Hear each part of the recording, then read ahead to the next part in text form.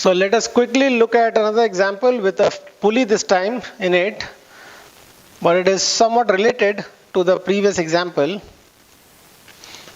Say that's a 4 kg mass and this is 1 kg mass, and they are suspended around a fixed pulley, and you have to find the acceleration for each.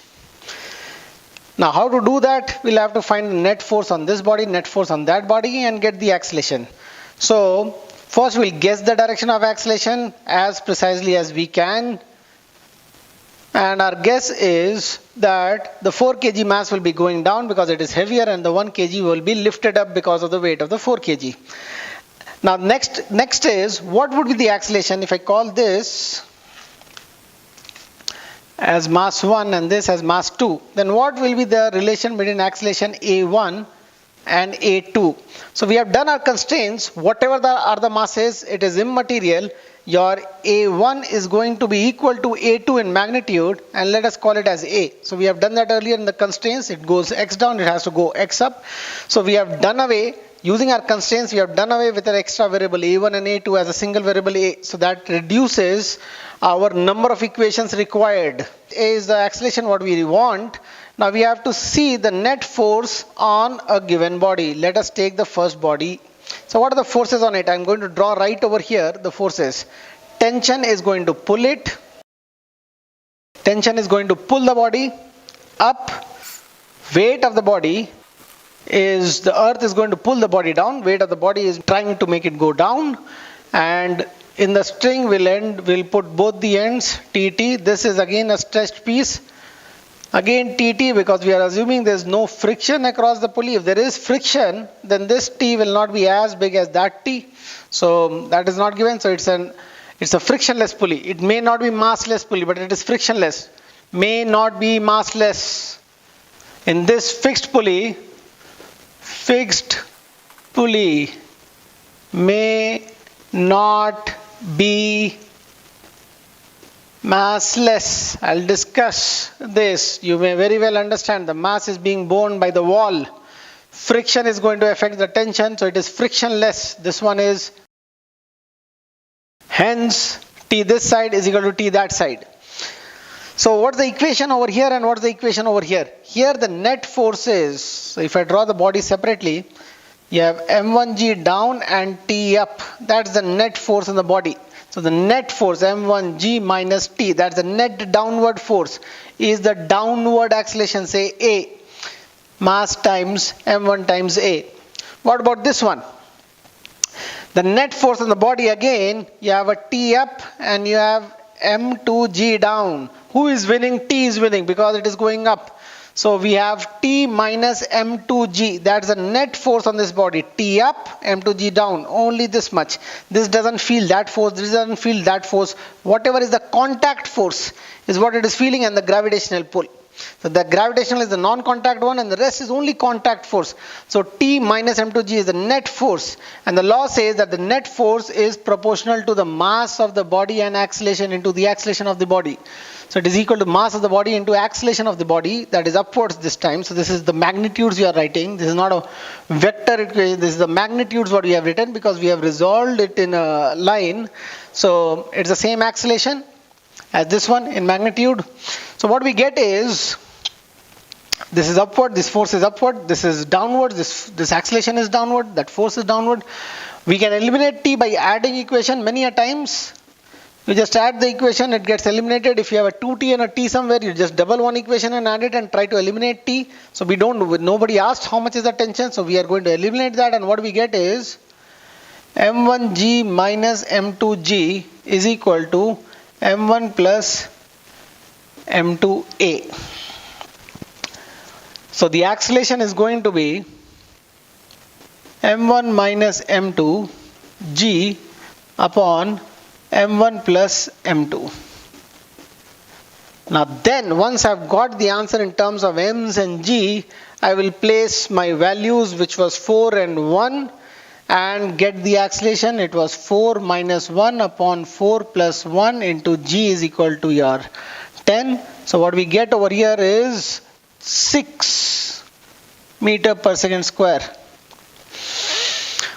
If you are already thinking this is almost the same question with the same values as the previous question, now see what is happening. Now look at it very carefully. Another way of doing it. The gravity was pulling it this way. With how much force? It was pulling it with 40 Newton force. The gravity was pulling this end with how much force? 10 Newton force. Same as the previous situation.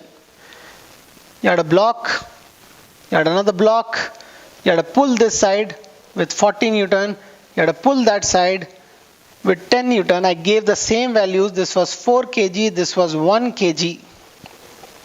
So if I had considered them as one body, this was 40 minus 10, which is 30 Newton force on this 5 kg block.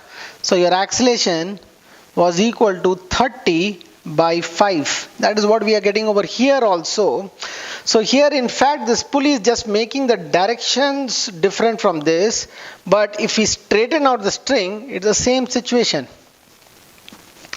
We have a pull this side. That pull is not due to a man pulling it, but due to the gravity pulling it with 40, and a pull this side which is 10, the gravity again pulling it, 10 that side, 10 this side. So net force was 10, 40 minus 10, which is 30 on both the bodies. So both of them are going together this side.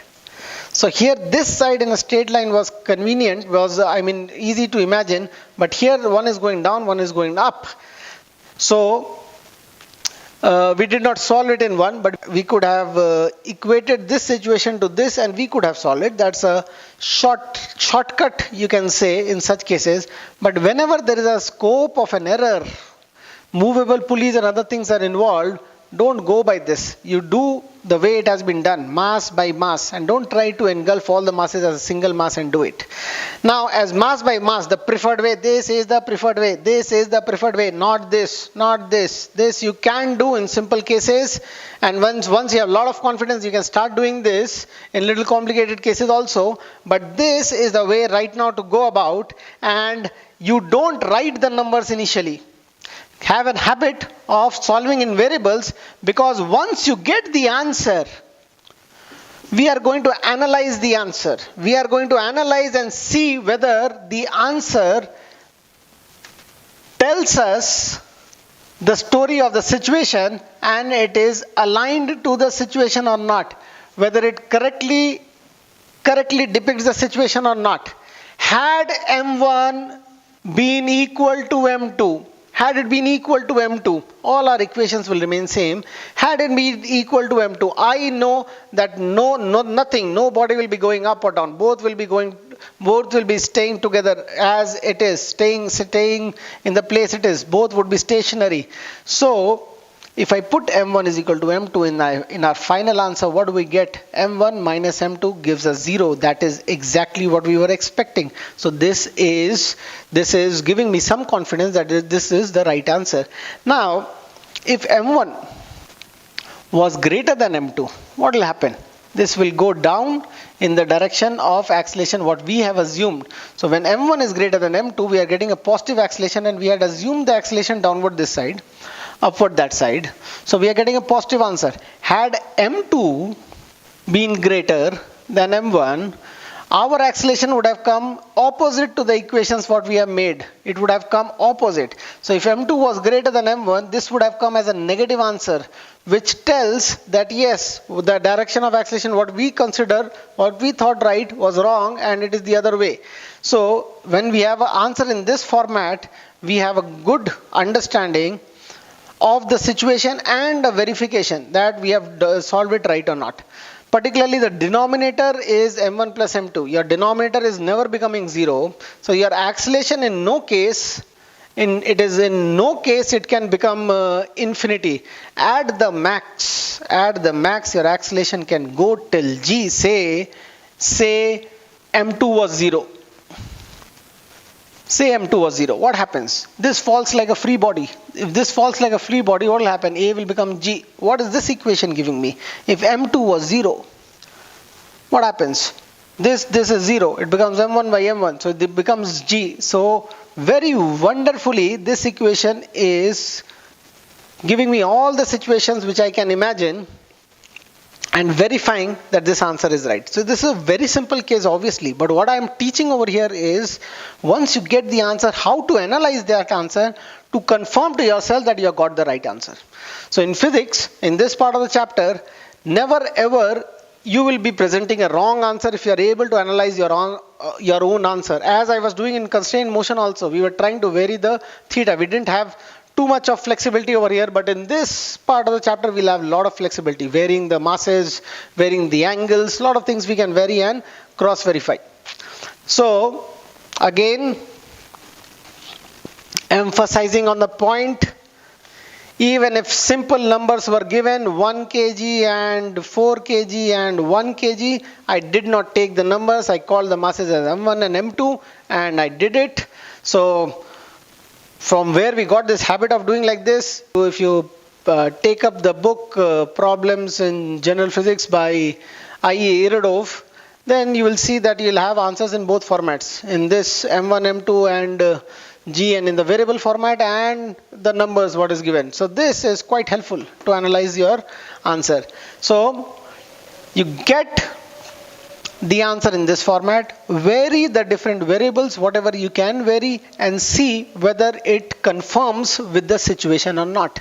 Once you have done that, you are sure that the answer is right. Please put a habit of doing this, then only you will get a better hold in mechanics. So let us do another question now. Another very basic situation. People who have got a hold of the mechanics, what is going on over here, may skip this question altogether.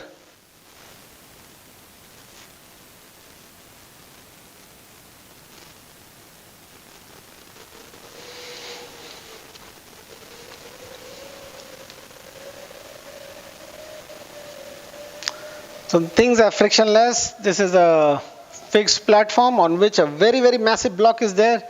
Say capital M is equal to 1000 kgs or whatever.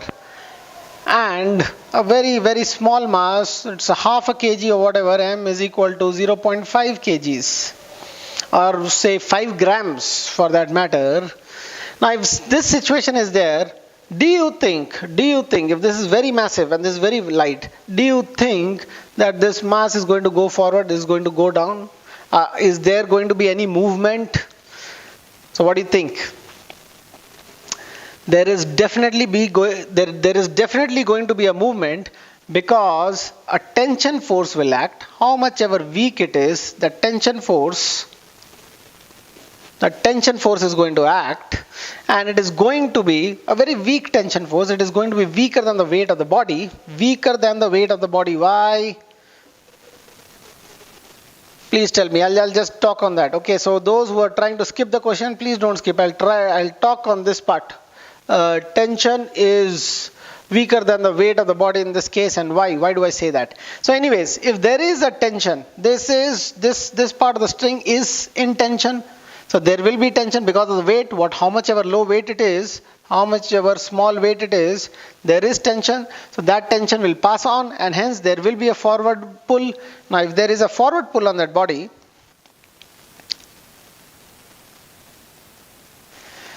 is there any force which is going to stop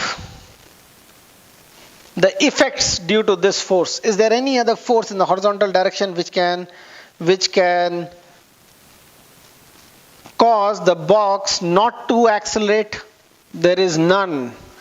So the point is, if there is a small force, how much ever small it is going to cause an acceleration. In real life, what happens? There's a lot of friction over here. There's enough friction, so a small force is not able to move because of friction, but we said it is frictionless. So if it is frictionless, even the small force is going to move the body with a acceleration. The acceleration may be very less if t is very less and m is very high, which is the case. M is very high, t is very less, acceleration will be very less, but there will be acceleration. Now, coming to the point that, okay, let us just solve this question. Let us just get done with it. Both the ends, we are going to write the equations, all the equations possible. At any one end, We generally try to write the equation in vertical and horizontal direction if there are forces present in those directions. So in this case, we have just vertical forces and it is going to accelerate downwards. So what the equation over here? Net force on the body is mg is down and tension is pulling it up. So that's the net downward force. So it has got a downward acceleration of A. So the force and the acceleration is related by F is equal to ma. So that's the equation number 1. We are done with that. Now what's equation number 2? On this, that's the equation number 2. The tension force T is acting on the big mass M, giving it an acceleration of, say, capital A, but capital A must be equal to the small a because of the constraints, in value capital A must be equal to small a because of the constraints what we have done. If this moves by x, this has bound to move by x, how much ever big or small they were, doesn't matter. So on solving the 2, you'll get an equation of, if you add the 2 again, that's the way we go about it. Add the equation to cancel the t, we get m plus m a. So here a is equal to mg upon m plus m. To analyze this answer, or to make this, it's a fixed pulley, so we can assume that this end was being pulled by mg and the situation was something like this. Pulled by mg, earth was pulling it and there was nobody else, no other forces present. So this mg, the weight of the body was responsible for dragging both the bodies. So what is the mass of both the bodies? M plus m. So the weight of the body is the force and the total mass is m plus m. So the acceleration is the force, which was the weight of the body, pulling both the bodies. So m plus m. So that is how you got A is equal to mg upon m plus m. Now this part, your tension was bound to be less. Let me discuss that a bit.